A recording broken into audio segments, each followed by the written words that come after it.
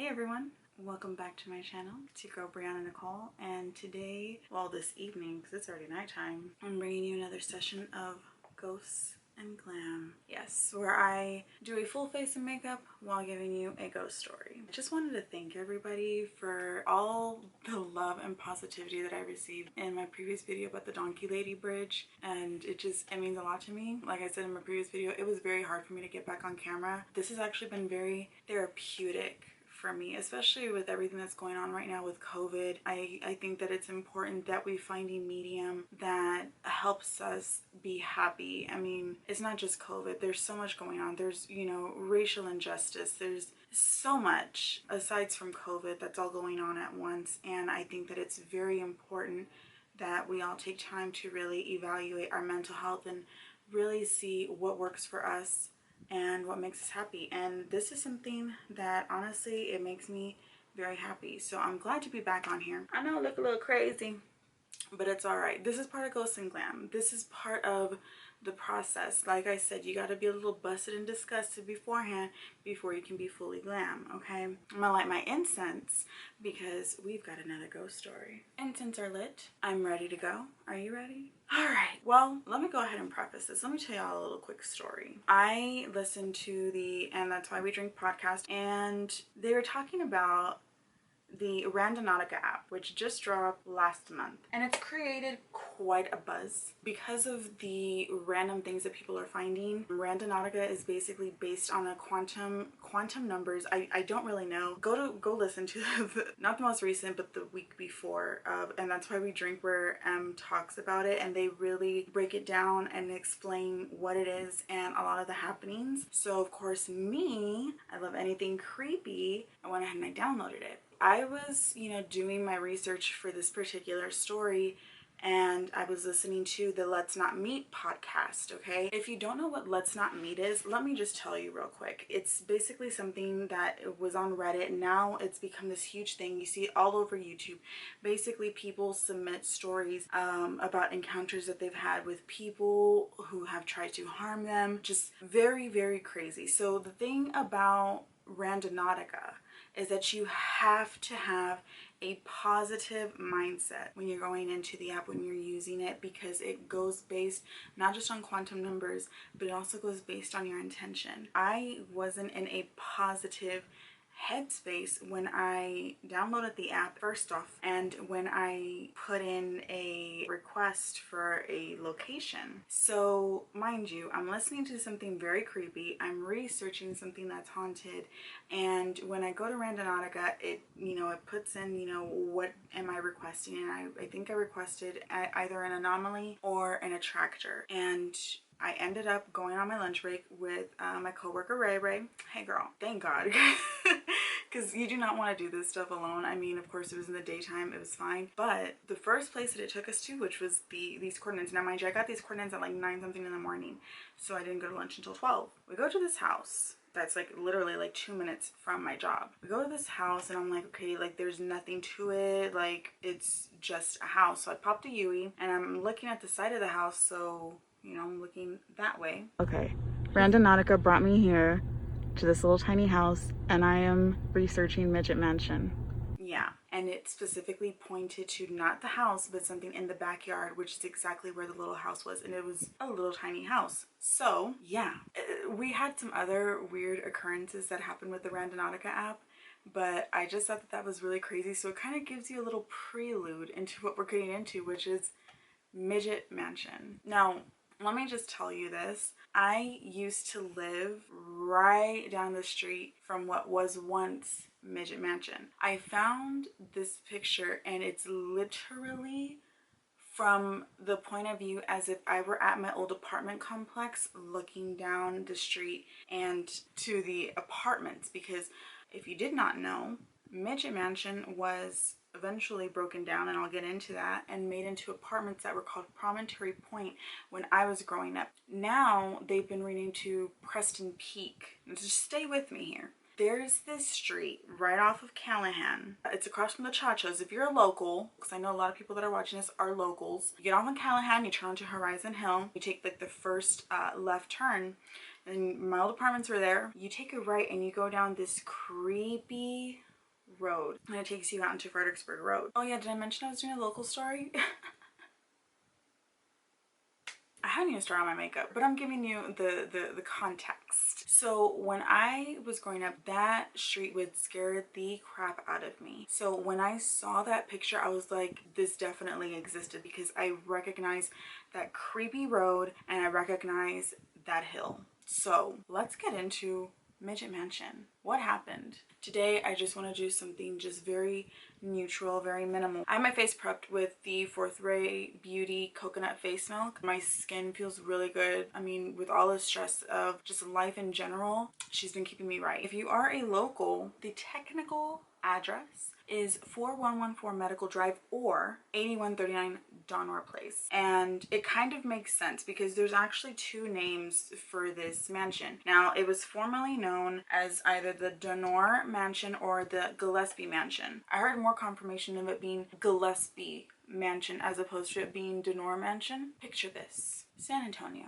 1920. A retired Navy captain from Galveston decided to settle down in San Antonio. He was very wealthy, obviously. So he comes across this property here in San Antonio and he decides to settle down and build this beautiful house. But the story says that they don't last very long in the house. There's really no clear indication as to why they didn't stay long in that house. When I originally looked into the story, I was trying to see, okay, well, did they have children? From what I saw, there were no children. But then I found another story, because we don't know if they just said, you know what, San Antonio wasn't all we thought it would be, we're gonna go ahead and go somewhere else. We don't know. Or was there a more tragic reason? I found that there was actually a possibility that they may have had a daughter who committed suicide, which is horribly tragic. Not too long after they leave, a new family moves in. And that, ladies and gents, is where the story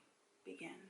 The property ended up being sold to a businessman, his wife, and his two children. I read that there were two daughters. So this businessman, he had a mucho dinero. Now, I don't know if this was Mr. Gillespie. Some stories say that this was Mr. Gillespie. For that reason, I'm gonna call him Mr. Jones. Here's the thing that we do not know. I was trying to look for it, could not find it, because they said either he was a businessman or he made a fortune starring in Hollywood films. It's 1920. I would assume that you're not making that much money in Hollywood in the 1920s. Am I wrong? Probably. I was gonna look up movies that featured him because it would have been pretty easy to distinguish him. And the reason, if you haven't guessed yet, was that he and his wife were a little shorter in size. The two daughters were not. They were of average height. And back then, people were mean and they referred to them as midgets. But nowadays, we politely refer to them as little people. So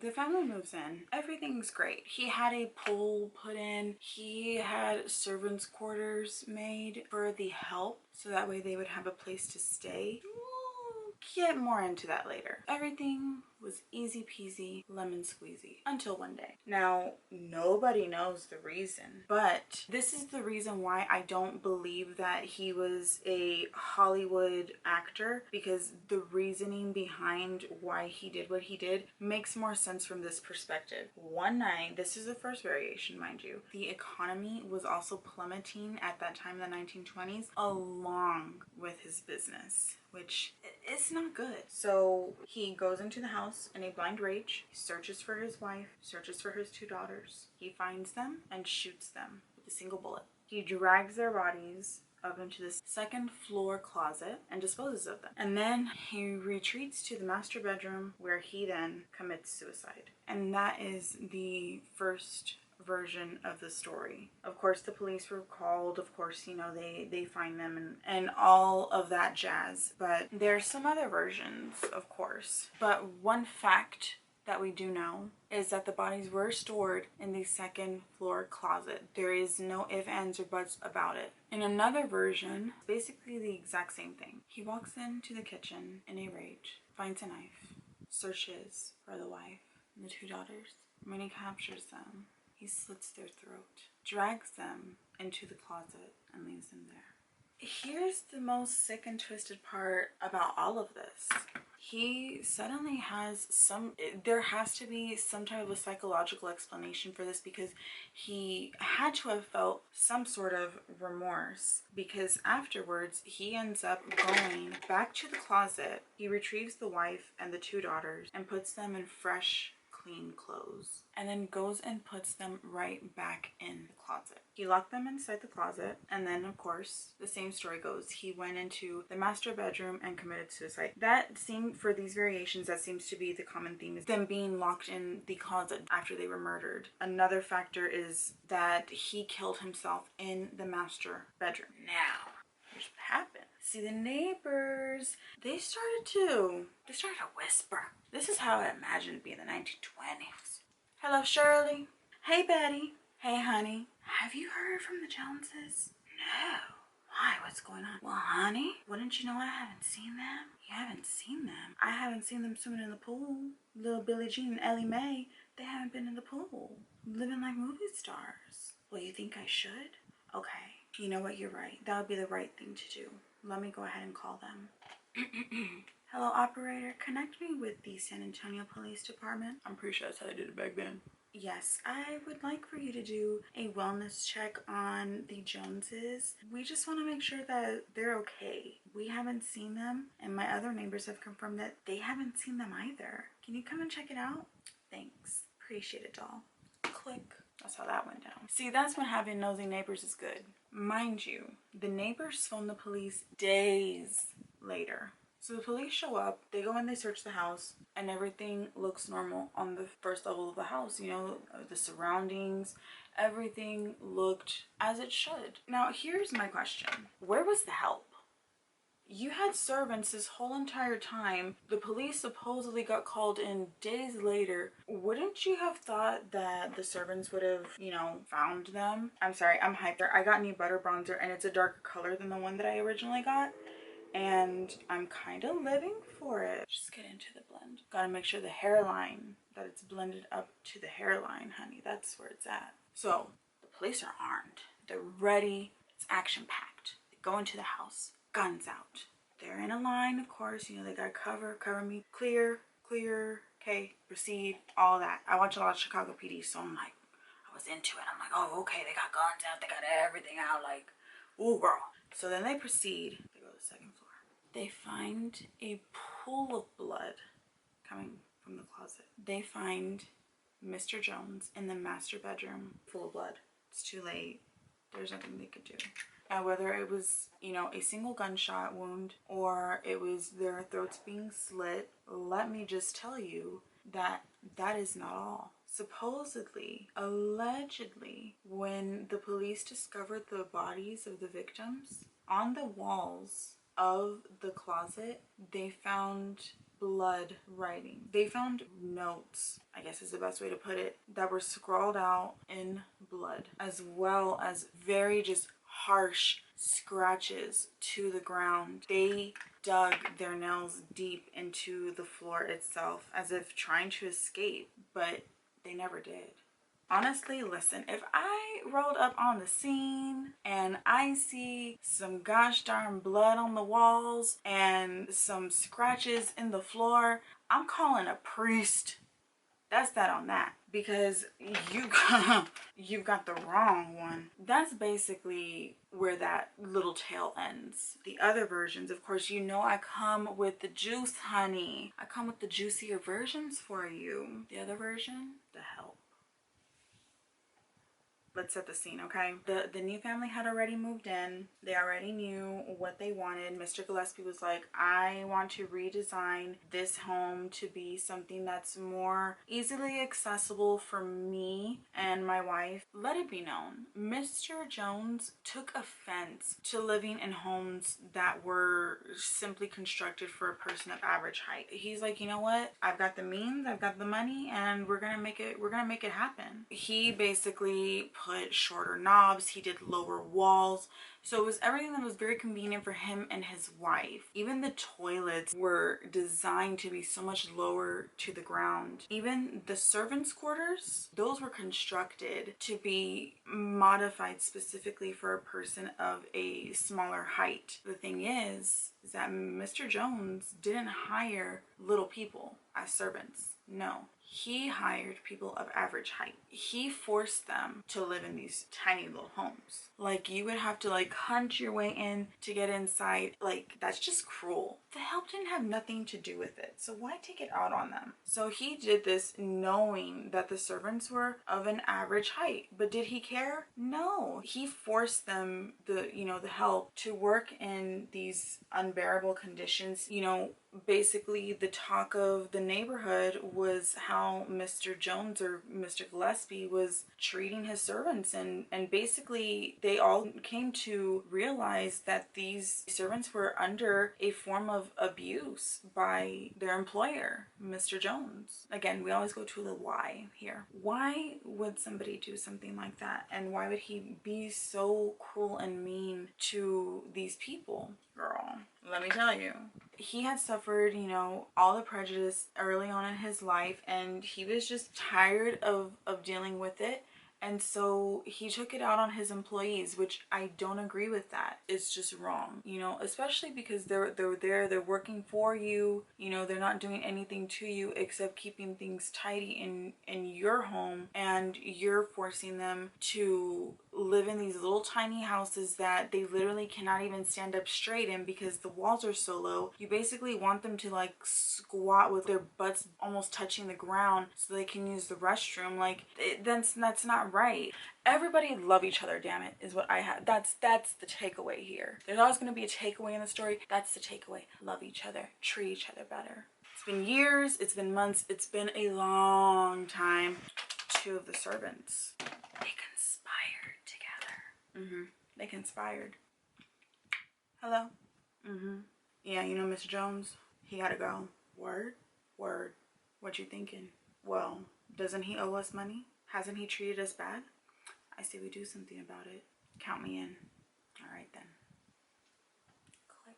As you can tell from the phone call, two of his servants had conspired to rob and kill the family for revenge for the mistreatment that they had faced for these past years or months. It's really not clear. Let's say 2 years, 6 months, and 45 days. Let's make it real specific. So they conspired to kill the family. So one night they stormed the house with an axe, find the family, and kill them. Again, the second floor closet is where their bodies were tossed, and carelessly at that. They stole the money and they dipped. Before they dipped, honey, they set the house on fuego. Yes, they did. But, there's always a but. There's another version that is just the exact same thing, but it says there's only one servant that did this. They conspired alone, nobody else to assist them, and before they set the house on fire, the servant had committed suicide. So that's the alternative ending.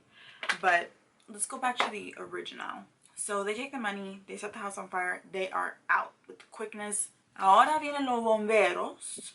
The firefighters came and they arrived on the scene. They put out the fire. Now, when they put out the fire, they had discovered the horribly mutilated and mangled bodies of Mr. and Mrs. Gillespie along with the two daughters. And they found them, of course, in the second floor closet. Now, here's the thing about Miss Karma.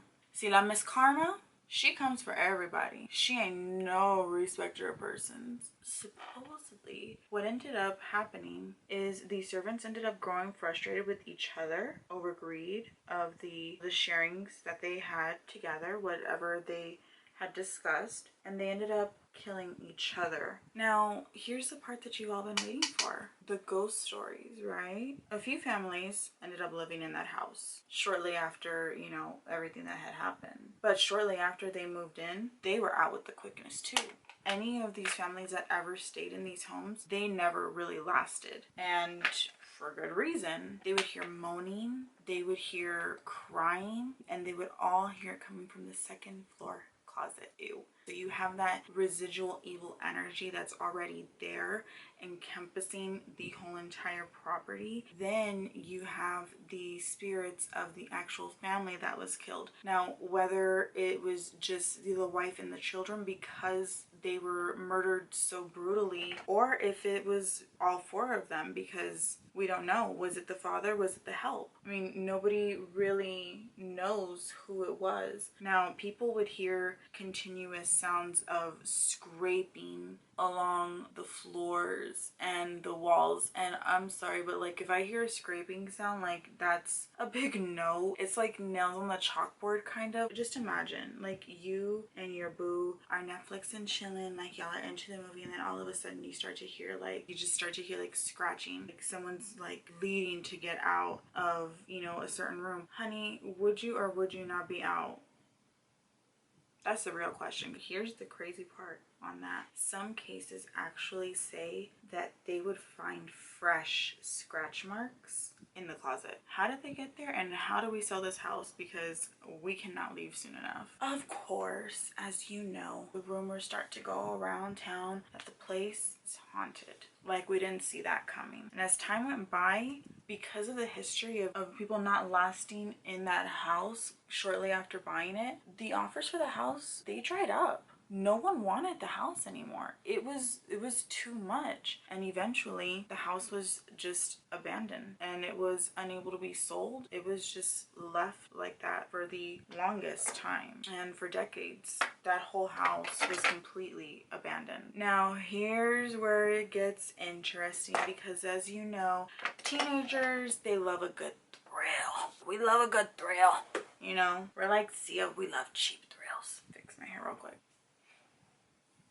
Teens love a good little cheap thrill, and I'm all for it. I'm all for it. Do your thing. Do what makes you happy, but don't be stupid. Teens would go and hang out at this house, and they would hear the crying, the moaning, the scratching, the whole works. Could you imagine being in an abandoned house where you know you're not supposed to be, and then all of a sudden you just start to hear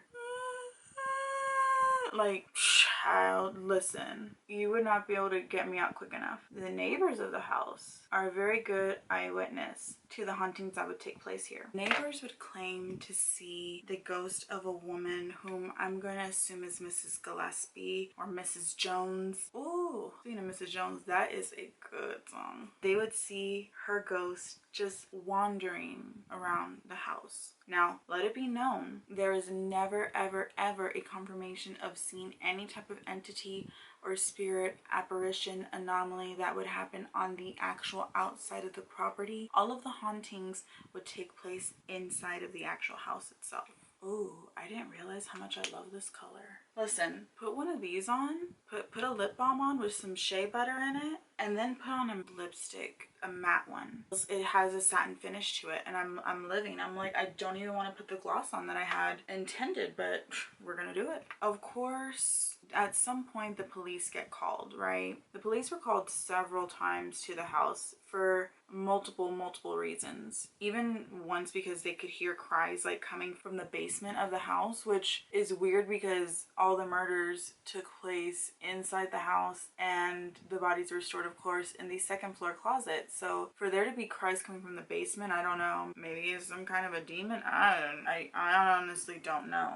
Now the police would show up and they could never ever find the sources of the cries. I don't know why I just hit my face. God knows I'm taking this makeup off as soon as this is over. Now the rumors were that there were Satanists that would use this mansion to perform rituals and animal sacrifices. Now, we have already discussed the evil residual energy that took place, because regardless of which version it was, whether it was the husband, whether it was the help, there's still evil residual energy within that house. Now, you're meaning to tell me that you have Satanists going to the house and performing rituals and animal sacrifices? You're adding on to the evil residual energy that is there. We already know where this is gonna go. The police were called because there was a putrid smell coming from the house. They weren't able to find the source of the smell, but they went in and like they were gagging. They could not tolerate the smell. It was absolutely horrendous. Now, if you know anything about the paranormal, when you have a smell that is absolutely horrid, that's rancid, that's putrid, that smells of